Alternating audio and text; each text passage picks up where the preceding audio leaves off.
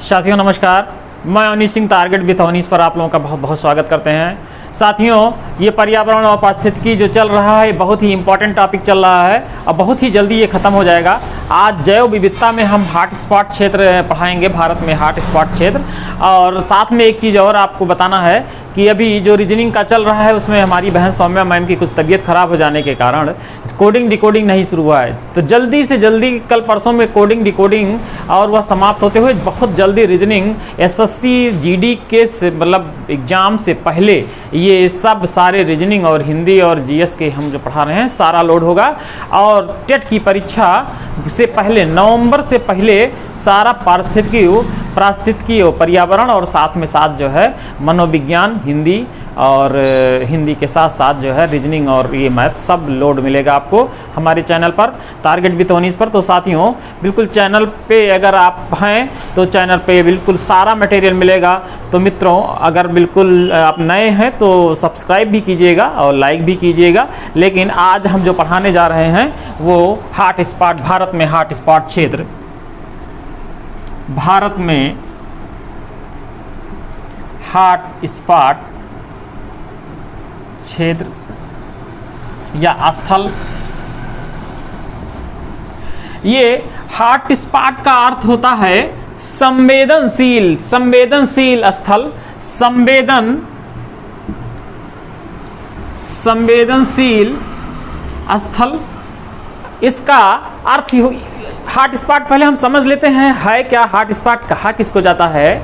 जहां पे विभिन्न जातियां रहती हैं और स्थानीय जातियां वहां पे बहुत पाई जाती हैं और जिनका निरंतर ह्रास या निरंतर संकट की अवस्था बनी रहती है, उन क्षेत्रों को क्या ह्रास, क्या संकट, पर्यावरणीय संकट या वनस्पति संकट या उन जातियां जो रहती हैं उन जातियों का संकट बना रहता है, उनको हम उन क्षेत्रों को हम हॉट स्पॉट या संवेदनशील क्षेत्र कहते हैं। तो अगर हम देखा जाए पूरे विश्व स्तर पर तो हम देखते हैं पूरी दुनिया में विश्व में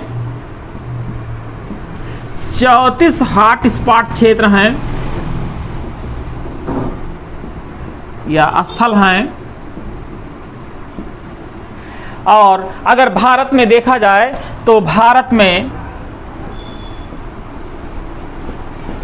4 हॉट स्पॉट क्षेत्र हैं, जिसमें कुछ विदेशों की सीमाओं से, जिसमें कुछ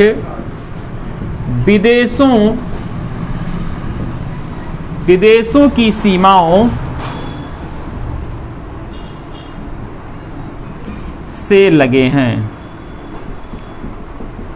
ये जो भारत के हॉट स्पॉट क्षेत्र हैं, ये चारों हॉट स्पॉट क्षेत्र बहुत इंपॉर्टेंट है और इनको हम 4 जान लेते हैं, फिर अलग अलग क्षेत्रों के हिसाब से भी हम जान लेंगे। तो जिसमें सबसे पहला अगर हम हॉट स्पॉट देखें तो 4 हॉट स्पॉट में सबसे पहला हिमालय क्षेत्र,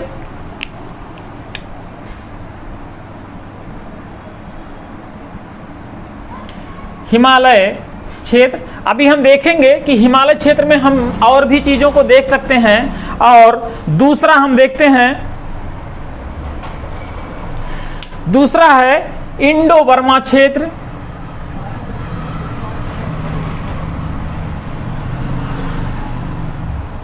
और तीसरा है पश्चिमी घाट,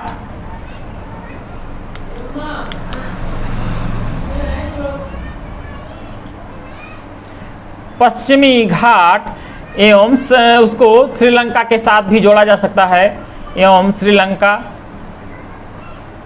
और चौथा हम देखते हैं जो सबसे लास्ट में चौथा, उसको सुंडालैंड कहा जाता है।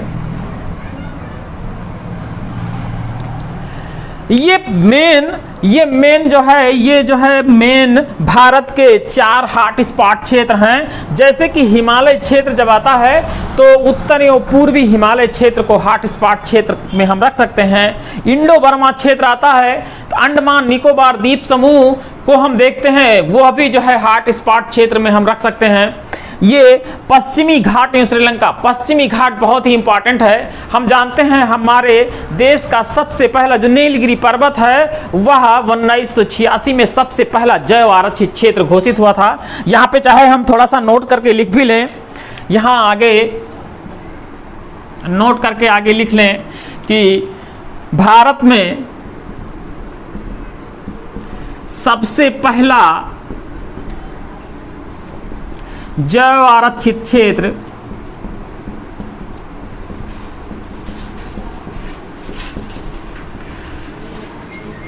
नीलगिरी पर्वत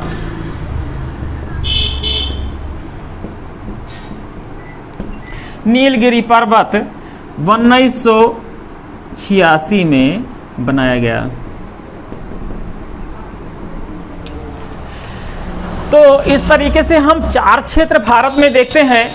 एक चीज और हम यहाँ पे देखते हैं हॉट स्पॉट क्षेत्र में कि हम जैसे इन क्षेत्रों को देख लिए, और ये हमने परिभाषा में बताया था कि जो जातियां, विभिन्न जातियां होती हैं, जातियां पर्याप्त मात्रा में पानी पाई जाने चाहिए। जैसे कि मैंने कल बताया था कि कम से कम 10.5 यानी कि कम से कम कितनी 1500 कितनी वनस्पतियां होनी चाहिए, लगभग 70% वहां पे विविधता होनी चाहिए। अगर ये सब है तो इसका मतलब कि वहां पे विभिन्न जातियां और प्रजातियां रहती हैं।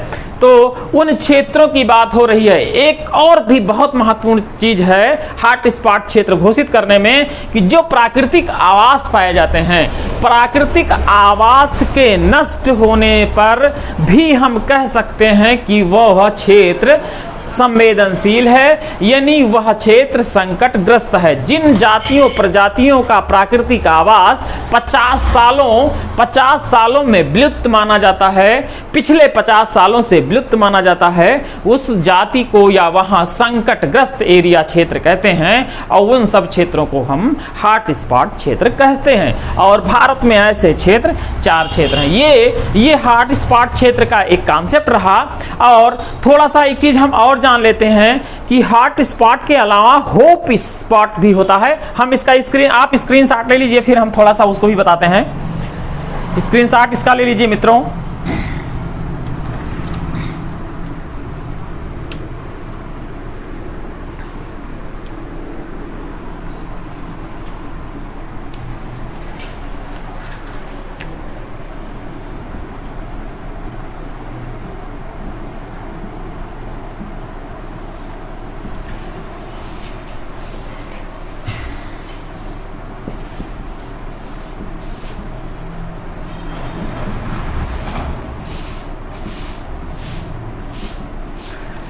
ये ऐसे स्थल होते हैं जो कि समुद्री स्थल पे संवेदनशीलता देखी जाती है। समुद्री स्थल पर हम इनको कहते हैं, इसको हम लिख सकते हैं समुद्री स्थल पे संवेदनशीलता। हम इसको अगर एक लाइन में देखें तो समुद्री संवेदनशील इस तरह लिख सकते हैं, समुद्री संवेदनशील, समुद्री संवेदनशील क्षेत्र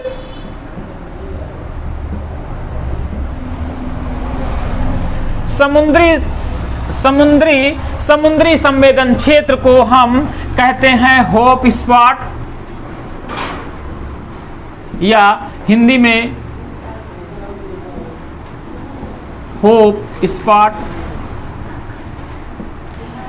ये इसकी अवधारणा एक अमेरिकी समुद्र शास्त्री थे, जो कि वो थे, उनका नाम था सिल्विया अर्ल।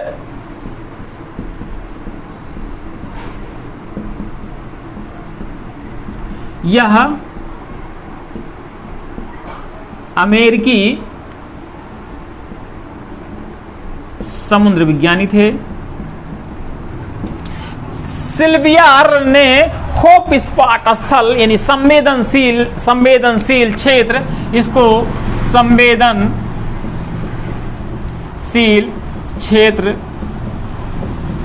संवेदनशील क्षेत्र कहा गया।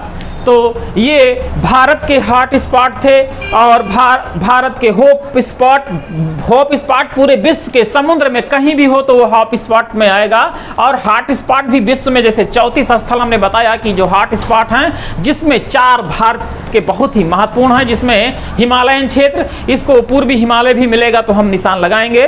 और हिमालय क्षेत्र के अलावा जो हमने बताया दूसरा यहाँ पे कि क्या कहते हैं सुंडालैंड से पहले पश्चिमी घाट, और इस तरीके से पश्चिमी घाट को श्रीलंका से भी जोड़ करके हम देख सकते हैं। और इन सब क्षेत्रों को अगर हम देखा जाए तो ये हॉट स्पॉट क्षेत्र हैं, जिसमें हमने बताया कि नीलगिरी पहाड़ी सबसे पहला जैव आरक्षित क्षेत्र बनाया गया था। पश्चिमी घाट बहुत ही महत्वपूर्ण है हॉट स्पॉट के उसमें। और ये जो है ये हॉट स्पॉट का एक कॉन्सेप्ट रहा छोटा सा। मित्रों, अगर ये कॉन्सेप्ट अच्छे से समझ में आ जाएगा तो आगे जो हम क्वेश्चन कराएंगे, अभी पूरे जैव विविधता का हम प्रश्न आंसर कराने वाले हैं, प्रश्नोत्तरी, और बहुत ही जल्दी खटाखट जो है एक मतलब हम कम से कम 25-30 सवालों का एक हम वो बनाएंगे, और ज़्यादा सवाल भी हो सकते हैं। तो ये जान लीजिए कि जैव विविधता के सवाल बिल्कुल गलत नहीं होंगे, वो चाहे आईएएस में आए, पीसीएस में आए, सुपर टेट में आए, टेट में आए, या जहाँ भी, कोई भी ऐसी परीक्षा नहीं है जहाँ से यहाँ से प्रश्न नहीं उठने हैं। तो मित्रों, यहाँ इसको समझ लीजिए। अगली वीडियो में हम इस पर कुछ क्वेश्चन कराएंगे, और अभी इसमें कुछ बाकी है तो उसको भी हम अगले वीडियो में कर लेंगे। तो हम कुछ फैक्ट पहले लिखाएंगे और फैक्ट के बाद हम क्वेश्चन आंसर करेंगे।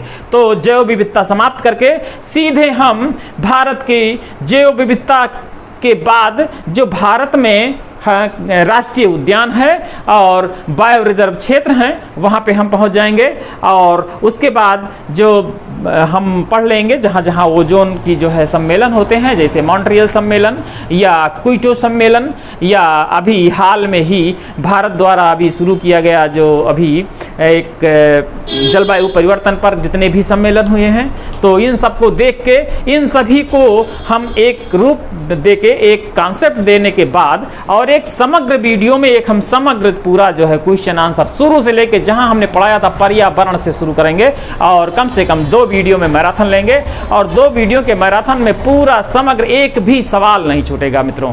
तो साथियों, इसी के साथ ये कॉन्सेप्ट आप समझिएगा। जहां नहीं समझ में आएगा तो कमेंट बॉक्स में आप कमेंट जरूर करिएगा। साथियों, नमस्कार, जय हिंद।